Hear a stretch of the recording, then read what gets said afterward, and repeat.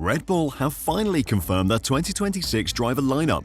With Christian Horner gone from the team, Red Bull gave Yuki Tsunoda as long as possible to find his feet and prove that he could be the supporting driver they wanted for Max Verstappen. Unfortunately for Yuki, despite the occasional hint that he could be the driver everyone wanted him to become, there wasn't enough there for Red Bull to give him more time. Tsunoda joins the long list of teammates that Max Verstappen has ended the career of, and he'll be missed. But we have to look to the future and the new Red Bull lineup for 2026, and today I'll talk about it, so don't go anywhere. Red Bull will promote Frenchman Isaac Hadjar to their senior team and hand 18-year-old Briton Arvid Lindblad a debut Formula One season in 2026. Lindblad, who has a Swedish father and a mother of Indian descent, will be teammate to New Zealander Liam Lawson at their second team, the Racing Bulls.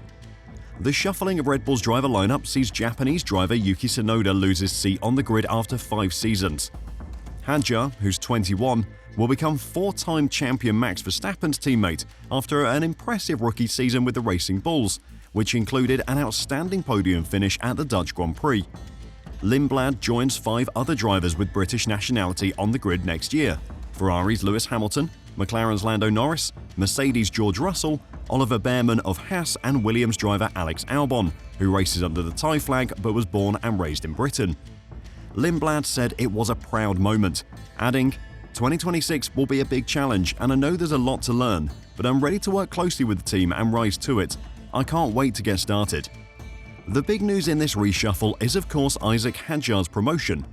Having partnered Liam Lawson this season, who himself had 2 races at Red Bull, it was a straight fight between the two for the Red Bull seat.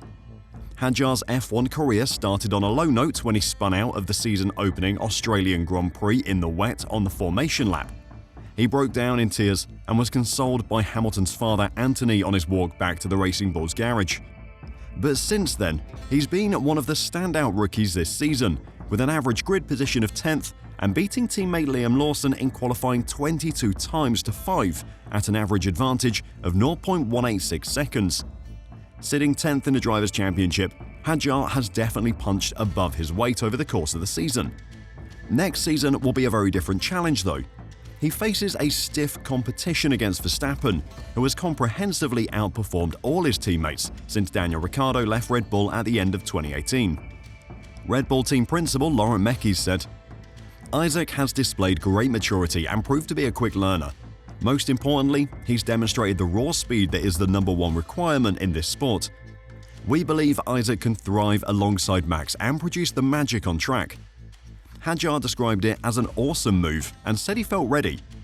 The new face on the grid, Arvid Lindblad, will partner up with Liam Lawson next season. Currently 6th in the F2 Championship with just the 2 wins over the entire season, Lindblad doesn't have the CV to suggest he will be an instant success in Formula One. However, Arvid has been marked out as a potential star by Red Bull since he was 12 years old. Discussing the company's young driver program, Red Bull Motorsport advisor Helmut Marko said last year that Lindblad looked really promising, praising his pure speed. Obviously, Red Bull will have all the data on Lindblad to back up the decision, but they have had some misses in recent years. Liam Lawson's 2-race cameo at Red Bull was a mistake, the signing of Nick de Vries was a disaster, and the decision to bring back Daniel Ricciardo in the hope they could unage him 10 years was questionable at best. Then there was the Sergio Perez contract extension in the middle of his shocking decline, which no one understood. Perhaps Lindblad will buck the trend though. Red Bull have been working since last year to ready Lindblad for a potential F1 debut in 2026. They planned a program for this season that would earn him enough points to secure an F1 super license, which is needed to race in Grand Prix. He has completed 2 runs in F1 practice sessions at the British and Mexico Grand Prix.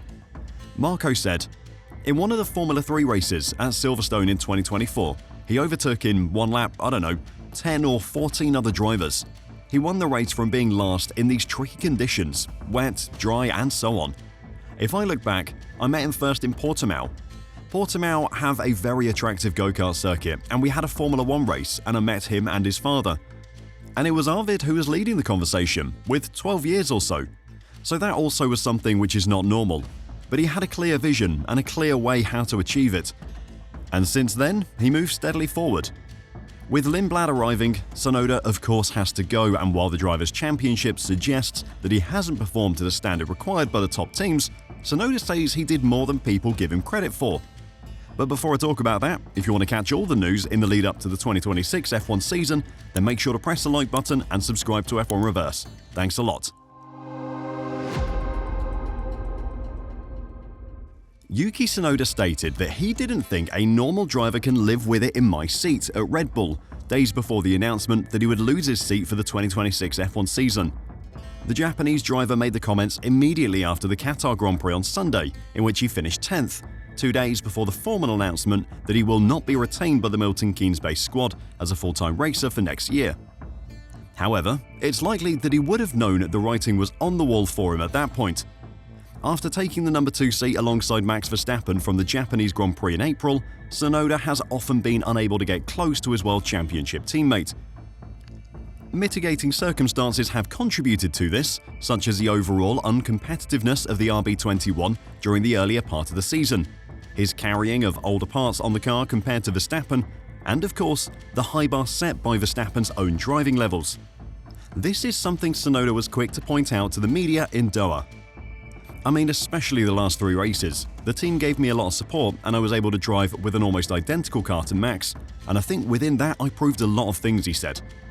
I think since I had an identical car, I was always within 2-3 tenths, and even last weekend in Las Vegas, consistently FP1 to FP3, there was multiple laps I was ahead of him. Yesterday, sprint qualifying, able to help him and finish ahead of Max in qualifying, sprint qualifying. Qualifying was a bit of a shame, but within that worst case, I was still 3 tenths behind, and 3 tenths behind is normally qualifying by top 5. Saturday's sprint saw Tsunoda line up 5th on the grid, 1 place ahead of Verstappen, the first time he's out-qualified the world champion in their time on the same team. Between Daniel Ricciardo's exit and Sergio Perez's arrival at Red Bull, Verstappen was often a fair distance ahead of both teammates in that time, Pierre Gasly and Alex Albon. Perez's latter stages at the team were fraught with a vastly growing gap between himself and Verstappen amid the RB20's downturn in form in 2024. Tsunoda believed that, under the circumstances, he was able to get closer to Verstappen than his predecessors, having taken over from Liam Lawson after just 2 races. So yeah, I think I'm showing what I can do, he continued. And I don't think within my seat others have consistently been able to drive like this close. At least what I remember the last few years, I didn't see much drivers like this, able to achieve like this step in the middle of the season, and went through very difficult moments with the beginning of the season. But yeah, I think it's just a matter of now I'll try to help Max next race. But like I said, the pace is there, and I don't think a normal driver can live with it in my seat yet. We'll find out soon enough if Isaac Hadjar can match up to the standard that Tsunoda has set, which admittedly isn't that high. If he wants to establish himself as a long-term prospect for Red Bull, he's going to have to outperform Tsunoda and at least get somewhere close to Verstappen. Do you think he has a chance? Or are Red Bull setting up another young driver to fail? Let me know what you think in the comments down below, and until next time, drive safe and bye for now.